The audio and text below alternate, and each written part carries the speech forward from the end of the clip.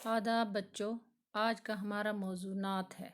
یہ نعت مولانا الطاف حسین خالی نے لکھی ہے اور آپ کی کتاب سبق نمبر 4 ہے۔ تو آئیے ہم اس کی تشریح کرتے ہیں۔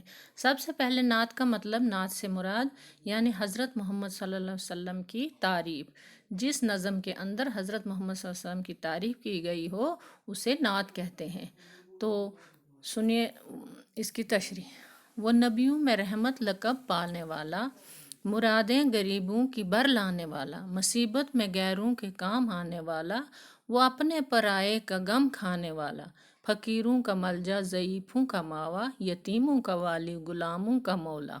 شاعر کہتے ہیں کہ حضرت محمد صلی اللہ علیہ وسلم کی جو رحمتیں ہیں وہ باقی جتنے بھی نبی آئے ہیں ان سے زیادہ ان کو لقب ملا ہے، اور وہ غریبوں کی مرادیں پوری کرتے تھے، مصیبت میں غیروں کے کام آتے تھے اور اپنے پرائے کا غم کھاتے تھے، فقیروں کی جائے پناہ تھی وہ، ضعیفوں کا ٹھکانہ تھا وہ، یتیموں کے والی تھے وہ، غلاموں کے مولا تھے وہ۔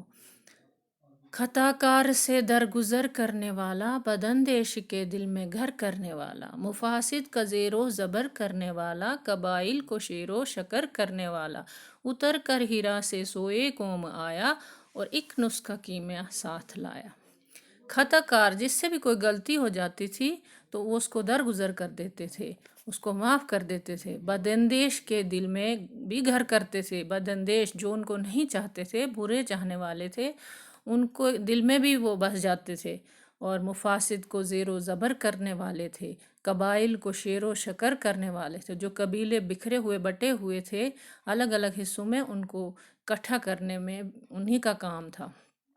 اور اتر کر غار ہیرا سے میں جب انہوں نے عبادت کی تو وہاں سے اتر کر ایک نسخہ لایا۔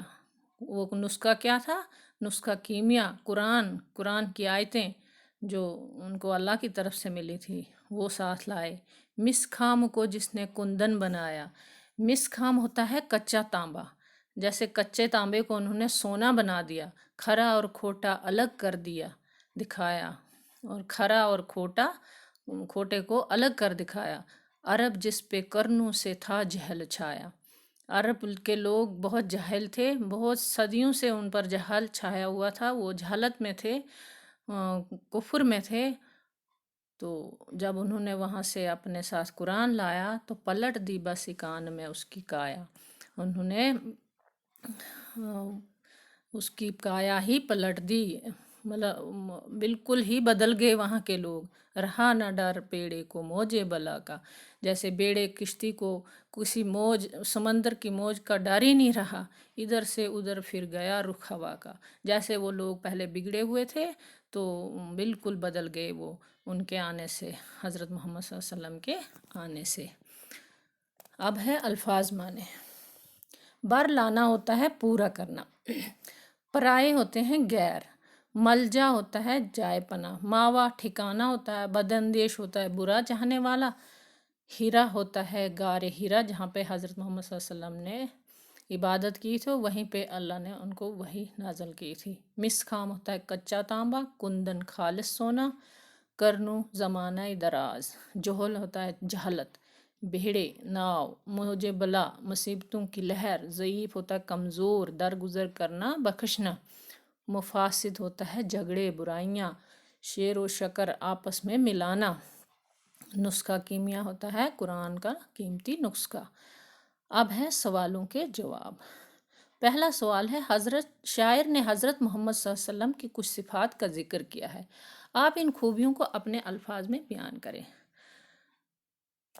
حضرت محمد صلی اللہ علیہ وسلم کی خوبیوں کا تو ہم بیان کر ہی نہیں سکتے، ان کی اتنی خوبیاں ہیں کہ ہم اپنی زبان سے بیان نہیں کر سکتے، لیکن چند صفات کا ذکر بیان کر رہے ہیں۔ حضرت محمد صلی اللہ علیہ وسلم غریبوں کی مرادیں پوری کرتے تھے، یتیموں کے کام آتے تھے، غیروں کے کام آتے تھے، یتیموں کے مولا تھے، اپنے پرائے کا غم کھاتے تھے، فقیروں کے جائے پناہ تھے، اور خطا کار کو درگزر کرنے والے تھے، بداندیش کے گھر میں دل میں گھر کرنے والے تھے۔ دوسرا سوال ہے، اسلام قبول کرنے سے پہلے عربوں میں قسم قسم کی برائیاں تھیں، شاعر نے ان کی کس کس برائی کا ذکر کیا ہے۔ اسلام قبول کرنے سے پہلے عرب مختلف قسم کی بیماریوں میں ملوث تھا۔ ان کے اندر جہالت تھی، یعنی وہ ان پڑھ تھے۔ حضرت محمد صلی اللہ علیہ وسلم غار ہرا میں خدا کی عبادت کرتے تھے۔ یہ غار کس جگہ واقع ہے؟ یہ ہے سوال نمبر 3۔ اب اس کا جواب ہے حضرت محمد صلی اللہ علیہ وسلم جس غار ہرا میں اللہ کی عبادت کرتے تھے وہ جگہ مکہ کی ایک پہاڑی جبل نور کے پاس واقع ہے۔ تو یہ تھے 3 سوالوں کے جواب۔ اب آپ ان سوالوں کے جواب کو اپنی اپنی کاپیوں پر درج کریں۔ خدا حافظ۔